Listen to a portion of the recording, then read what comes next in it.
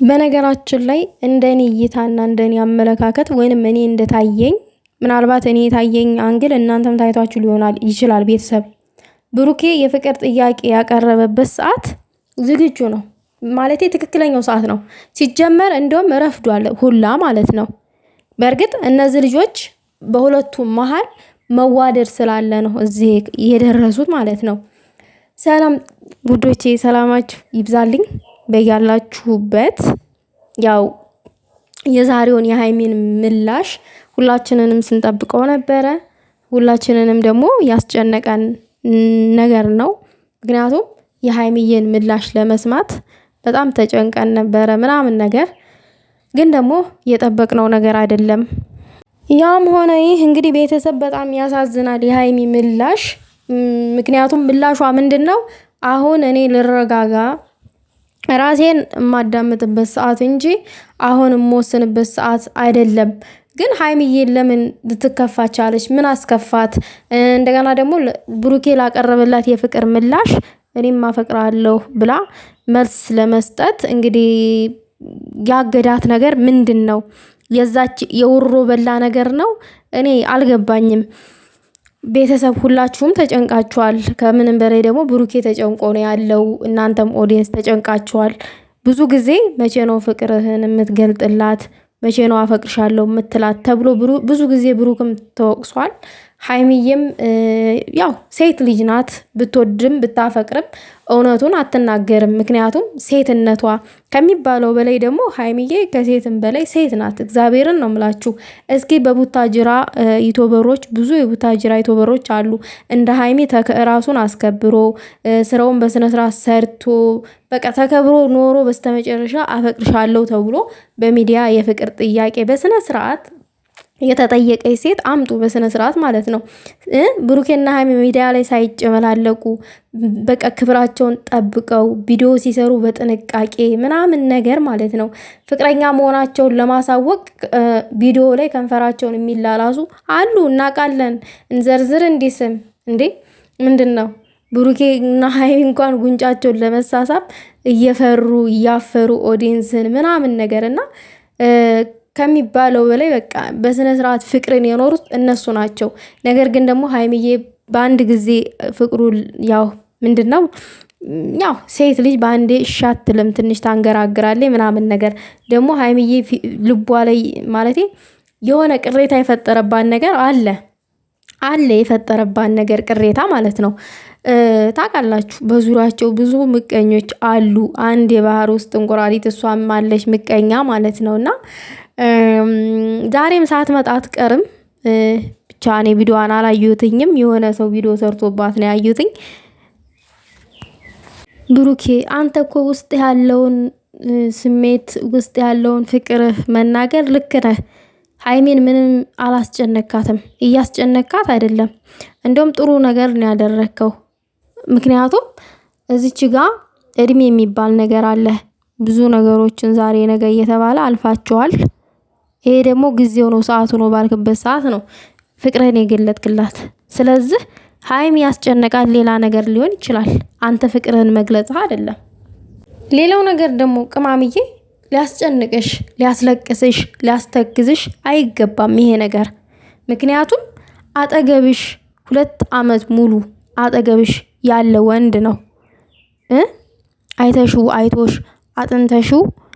አጥንቶሽ በስነ ስርዓት በክብር አብራችሁ የኖራችሁ ናችሁ አይደለ? ራሳችሁን ጠብቃችሁ ዛሬ ላይ ታዲያ እሱ አፈቅርሻለሁ ብሎ ፍቅሩን መግለጡ ምን የሚያስለቅስ ነገር አለ? ምን ቅር የሚያስብል ነገር አለ? ቅማምዬ ምንም እኮ ቅር የሚያስብል ነገር የለም። የሚያስለቅስም ጉዳይ የለም። ማርያምን ብሎ ምሎልሻል። እዚህ ጋር ደግሞ የእናንተ የራሳችሁ ጨረቃ ፋሚሊ አጠቃላይ አለ እንዴ። የሰው ልጅ እኮ ነው። እኛ ሰው ዘላለም አይደለንም። ያለ የምንኖርበት የእድሜ ገደብ አይደለ?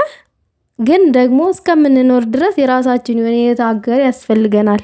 ነገር ግን ደግሞ ብሩኬም ይሄ ሰዓቱ ነው ባለበት ሰዓት ነገረሽ እንደሚወድሽ እንደሚያፈቅርሽ። በቃ አንቺ ለኔ ምን ያክል ቦታ አለሽ? ያንቺን የውስጥሽን ማወቅ ፈልጋለሁ ነው እያለሻለሁ። እኔ ግን እንደተረዳሁት ከአንቺ ለሱ አንድ ነገር የተረዳሁት ነገር አለ።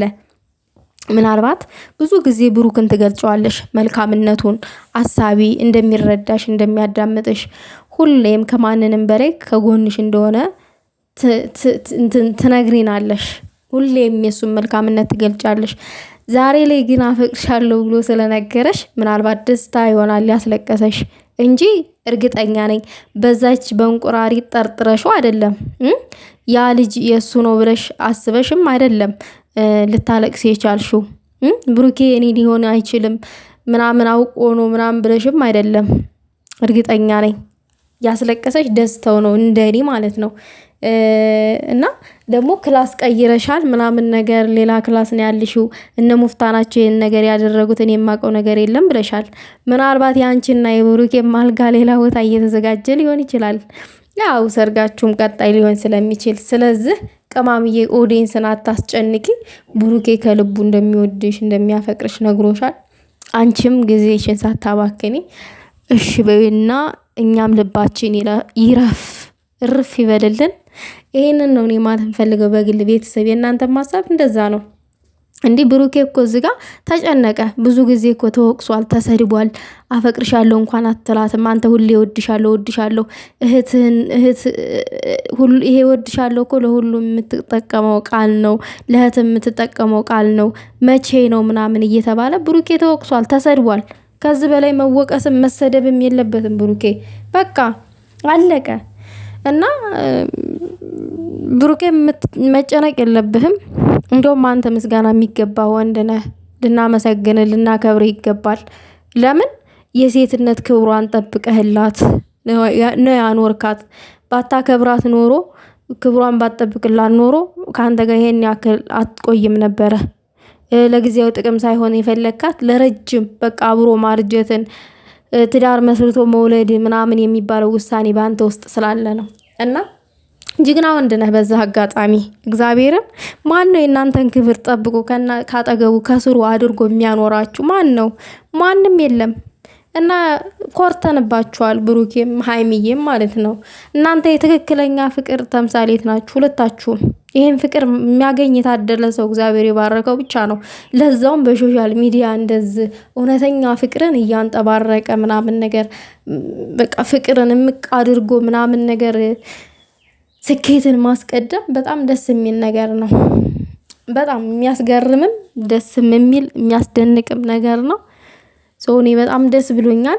እኛ አሁን የደስታችን ቀን ነበረ።